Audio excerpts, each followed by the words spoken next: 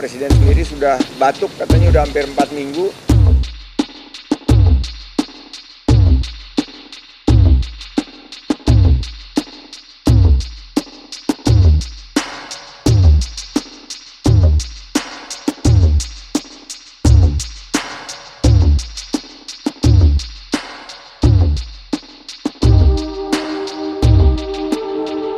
Presiden minta dalam waktu 1 minggu, ini ada langkah konkret karena Presiden sendiri sudah batuk, katanya udah hampir 4 minggu.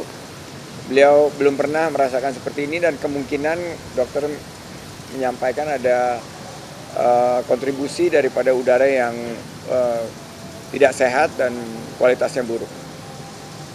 Dan tadi rapat menyetujui langkah-langkah konkret secara spesifik untuk memperbaiki kualitas udara Jakarta karena kalau kita lihat Beijing berhasil melakukan itu dan saya sangat yakin dengan kolaborasi pemerintah daerah, dunia usaha kita bisa juga memperbaiki kualitas udara di Jakarta karena sangat berdampak secara jangka panjang terhadap kesehatan masyarakat.